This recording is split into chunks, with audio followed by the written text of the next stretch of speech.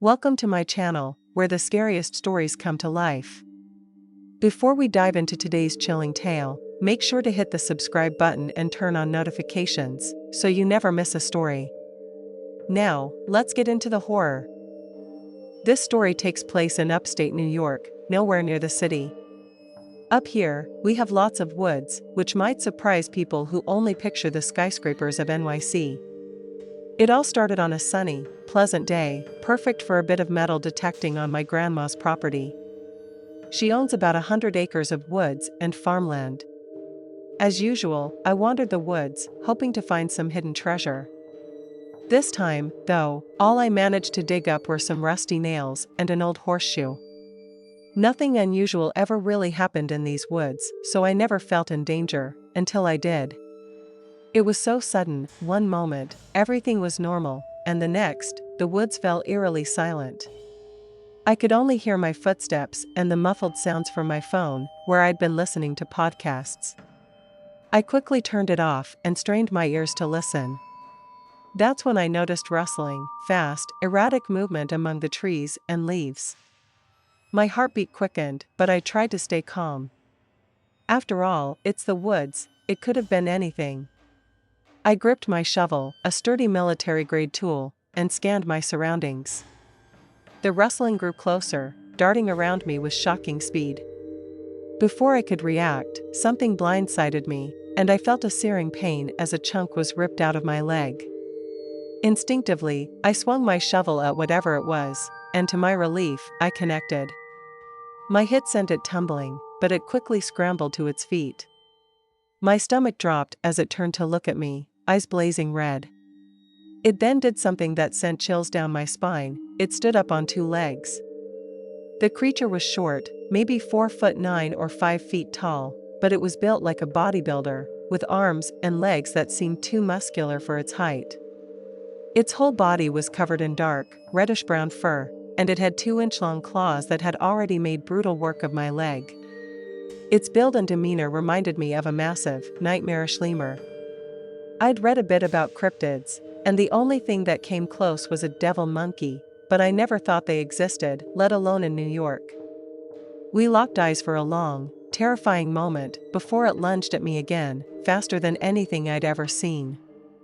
I barely managed to throw my shovel up in time to block its attack. It was going straight for my neck.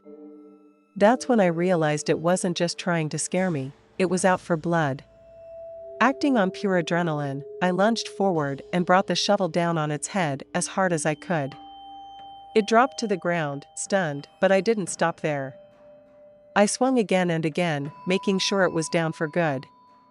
When I saw blood pooling, I finally allowed myself a moment to breathe and started running, desperate to get out of those woods. My nerves were on edge. The woods were still unnaturally silent, and I couldn't shake the feeling that there might be more of those creatures out there, watching. Every snap of a twig or rustle of leaves made my heart race faster, but I kept pushing forward until I reached an open field. Once I was safely out in the open, the tension eased, and I called my parents. They rushed me to the hospital, where my wounds were treated. I've gone back to those woods a few times since then, but I've never seen or heard anything like that creature again. Still, I don't take any chances. I now carry a large knife, a hatchet, and a machete with me. Getting a gun in New York is nearly impossible, but after that encounter, I'm taking every precaution I can. I'm not much of an outdoors guy. If I can avoid it, I'd rather stay inside. This all happened just 4 days ago. I was hanging out at my friend Greg's house on a bright, hot Monday morning in the middle of summer. We were inside, glued to his gaming console, while his mom cooked breakfast in the kitchen. The smell of scrambled eggs, bacon, and toast filled the air. Greg's dad had just left for work minutes before we woke up. We were your typical 15-year-olds, hoodies, ripped jeans, and Nike sneakers. "You suck at this game," Greg teased. I shrugged. "It's not like I sit here all day playing video games," I shot back. Greg's sister, Wendy, came down the stairs, rolling her eyes at us. "Seriously, up at 8 in the morning playing video games?" she scoffed. "Go play with your Barbies," Greg shot back, Wendy just rolled her eyes again before Greg's mom called us in for breakfast. As we ate, Greg's mom said, "Wendy and I are going to Uncle Dan's today. Do you boys want to come?" Greg quickly replied, "Nah, we'll just hang out here." She smiled. "Alright, just stay out of trouble." After breakfast, Greg's mom and Wendy left, and we went back to gaming.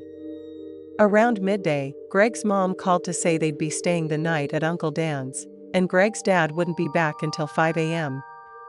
With the house to ourselves, we could do whatever we wanted. 5 hours later, we were bored of video games, so we decided to go for a walk. We wandered down the street, chatting and dodging cracks in the sidewalk, until we spotted a trail by a children's playground. "Hey, look, a trail. Wanna check it out?" Greg asked, nodding toward the woods. "Are you serious? Why would we go in there?" I asked, hesitant. "It's fine, it's not even dark yet, and I saw 2 kids going on bikes." Reluctantly, I agreed, "Fine, but you owe me $5 when we get back." We entered the trail, which was marked as Pinewood Trail, and walked under towering pine trees. The chirping birds and rustling leaves made the place feel oddly peaceful. We walked for what seemed like only a few minutes, but soon we'd gone nearly a mile in. Greg pointed out a huge deer in the distance, but I was distracted by something else, a faint whisper in my left ear. It sounded like a woman's voice saying, "I see." I whipped around, but there was no one there. "You okay, bro?" Greg asked. I nodded, trying to brush off the eerie feeling. We walked farther, but the whispers wouldn't stop. The wind seemed to be calling, "I see, Greg, can we head back?" I asked, feeling uneasy. He laughed. "Scared of the boogeyman?" he teased. "Seriously, let's just go back," I insisted. He sighed. "Alright, 2 more miles, then we'll head back." Not long after, I thought I saw someone, a woman in a black and white jacket and blue jeans, walking just ahead of us. I called out, but she ignored me, disappearing behind a tree. "Who are you talking to?" Greg asked. "I thought I saw someone," I replied, feeling uneasy. After those 2 miles, we finally turned back. As we retraced our steps, the sun dipped behind the trees, and darkness crept in. We switched on our phone flashlights and quickened our pace. Suddenly, I heard a faint growl coming from the trees to our right. I froze. "Greg, did you hear that?" I asked. "Yeah," he replied, wide-eyed. Then, a deafening roar shattered the silence. We screamed and bolted in opposite directions. As I ran, I shone my flashlight behind me, catching a glimpse of the creature. It was unlike anything I'd ever seen, bald, pale skin stretched over an impossibly tall, 8-foot figure with piercing red eyes and a mouth full of razor-sharp teeth. "This isn't a bear!" I shouted at Greg, who looked back and screamed. We were losing breath when I spotted a dense bush. "Over here," I whispered, pulling Greg into it. We turned off our flashlights and held our breath as it sniffed around, slowly making its way toward us. Then, just as it seemed like it would find us, it let out another roar and stomped off into the darkness. Once it was gone, we crawled out and started our way back, keeping an eye out for any sign of it. I heard that whisper again, "I see," but kept moving. Just as we reached the trail entrance, the creature appeared again, blocking our path. We hid behind a massive tree, barely daring to breathe as it came within feet of us. For a moment, it seemed like it would find us, but then it abruptly turned and melted back into the woods. The second it was out of sight, we sprinted home, not stopping until we reached Greg's front door. I don't know why it didn't attack us, or what made it turn away, but I'm just grateful we got out of those woods alive. I joined the armed forces in 2017 and completed my infantry training in 2018. After training, I was transferred to my unit and met one of my most trusted friends, Jay. Jay is your typical military type, robust, aggressive, and fully committed to the job. I'm more of a middleman. I tend not to stand out, as I like to keep to myself. In 2020, my company, made up of 2 platoons, went on a 6-day training exercise in a military-owned forest to practice defense and ambush operations. The first few days were wet and miserable, so Jay and I spent a lot of time complaining to each other. On the 4th day, at 1800 hours, the 2 platoons split up to conduct night navigations in different areas of the forest. After our evening routine of eating rations, making hot drinks, and powdering our feet, we gathered with the platoon, about 20 of us, on a dirt road where a military-rented Land Rover was waiting with night lights, maps, and coordinates for our navigation. The commander gave us a quick briefing, then said, "I don't care who you partner up with, just get there and hurry up." Jay and I stood side by side, exchanging a confident look. Jay was the best navigator in our platoon, so I knew we'd make it back before it was too late, which meant more sleep. "It's only 5 points, should be easy," Jay said with a grin. "Yeah, let's hurry up so we can get back early," I replied. "Oh, definitely, man. Let's smash it." An hour later, we grabbed our gear and set off, deciding to ignore our night vision due to the remaining light. Within the first hour, we'd completed most of the checkpoints and were feeling good, but I was starting to feel fatigued. I asked Jay if we could rest for 10 minutes. "Yeah, man, I'm exhausted." "Let's have a water break," he said. We walked into the woods and dropped our gear, leaning against some trees. As we settled in, I realized how dark it had become. I couldn't even see Jay, who was just a few meters away, so I turned on my flashlight. We started pulling out our snacks and water, discussing our next move when Jay suddenly stopped mid-sentence, his finger to his lips, gesturing for me to turn off my light. We sat in the pitch-black woods, confused, until we heard branches snapping in the distance. The forest had gone utterly silent. No bugs, no animals. Panic started to set in as the snapping of branches grew louder, moving closer. Jay shouted in that direction. No answer came, just more silence. "Hello? Who is that?" I shouted, hoping it was a fellow soldier, but there was only silence in return.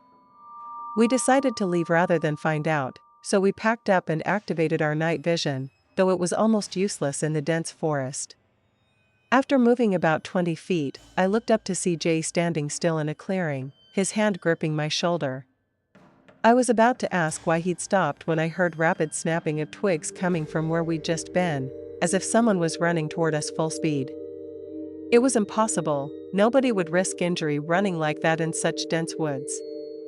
We stood there in shock as the footsteps got closer, then suddenly stopped.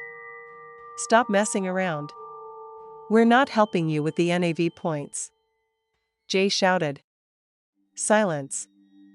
I felt my chest tighten as panic threatened to overwhelm me. Jay grabbed my arm, and we jogged toward the dirt road.